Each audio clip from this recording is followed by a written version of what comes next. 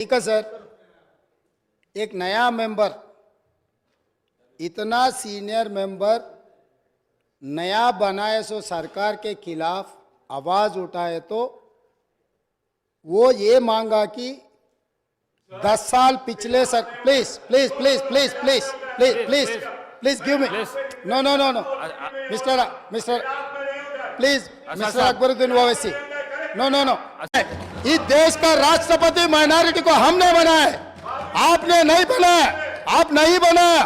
बिहार के, उत्तर प्रदेश के, महाराष्ट्र में हम लोग मुख्यमंत्री बनाए माइनॉरिटीज को। इस देश का राष्ट्रपति हम ही ने बनाया माइनॉरिटी को। आपके सुझाव से नहीं, हमारे जिम्मेदारी है माइनॉरिटी को साथ में लेकर चलने का। हम किसी से माइनॉरिटी वेलफेयर के लिए किसी से सीखने का जरूरत नहीं है। 4% रिजर्वेशन दिया हमने दिए, 12% वादा किया, धोखा किया सो आदमी से आप दोस्ती कर रहे, ये ठीक नहीं। आपका मर्जी, आप डिसाइड कर लो किसके साथ में रहना।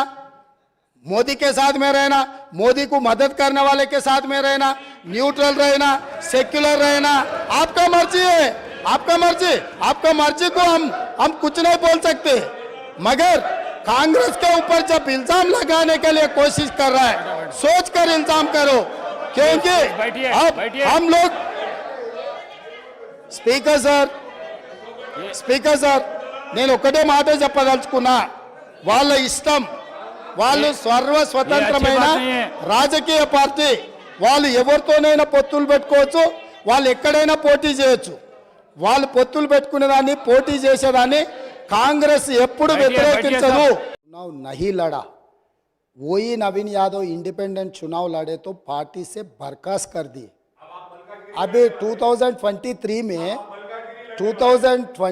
में हम लोग एक जाने माने खिलाड़ी, हिंदुस्तान का नाम दुनिया में रोशन किए ऐसे खिलाड़ी अजहरुद्दीन को हम एक माइनॉरिटी रिप्रेजेंटेशन इस सभा में ले आने के लिए हम कोशिश किए, मगर वहां पर दूसरे एमआईएम माइनॉरिटी कैंडिडेट को चुनाव लड़वा के अजहरुद्दीन साहब को हरा दिए। मैं इतने कहा, मैं कुछ इल्जाम नहीं रखा, मैं कुछ मदद नहीं मांगा।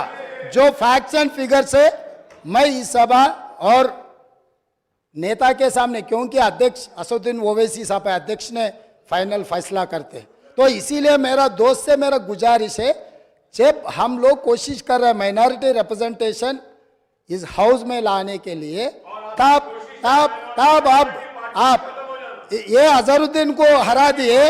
इनके दोस्त चंद्रशेखर राव ने शबीर अली साहब को कामारेड्डी में हराने के लिए, अगर चंद्रशेखर राव को दूसरे सीट से लड़ना है तो सिद्दीपेट है बगल में, उसके बगल में उनके बेटा का सिरसिल्ला भी है। 2 बेटा का और दामाद का छोड़कर वो गया कामारेड्डी। तो इन लोगों का नीयत कैसा है, बस वो नीयत साफ नहीं है बोल के मैं दिखाना चाह रहा हूं सर, इतना ही है। हो जाएंगे। आप लोग नादेंद्र भास्कर राव से दोस्ती किए, आप लोग एनटीआर से दोस्ती किए, आप लोग चंद्रबाबू नायडू से दोस्ती किए, आप लोग राजशेखर रेड्डी साहब से दोस्ती किए, उसके बाद आप लोग किरण कुमार रेड्डी से दोस्ती किए, दुश्मनी किए, उसके बाद केसीआर से भी दोस्ती किए।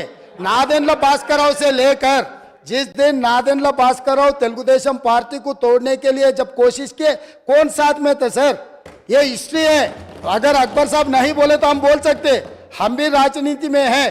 किसी के ऊपर इल्जाम लगाना आसान है, मगर जवाब देना जिम्मेदारी से देना पड़ता है। यहाँ पर चर्चा आप किधर कहाँ अलायंस किए, हम किधर घूम के हैं, ये सब सारे चर्चा करने के लिए नहीं है। यहाँ पर चर्चा है व्हाइट पेपर ऑफ एनर्जी, इसके बारे में आप जो बोलना है तो बोलो। अगर एक दिन चर्चा करना है केसीआर साहब ने किधर घूम के आया, कांग्रेस में कब था और नायडू पार्टी में टीडीपी में कब था, फिर कांग्रेस में कब आया, फिर कांग्रेस से अलायंस कब किए, फिर चंद्रबाबू नायडू से अलायंस कब किए, फिर बीजेपी से अलायंस कब किए, फिर खुद का पार्टी कब बनाया, ये सब सारे एक दिन पूरा आप अगर मौका दिए तो कौन कौन कहां कहां घूम के आए, सबके बारे में चर्चा करने के लिए हम तैयार है। अगर आप कभी मौका दिए तो उसी के ऊपर एक दिन पूरा दिन हम चर्चा करेंगे। Speaker sir.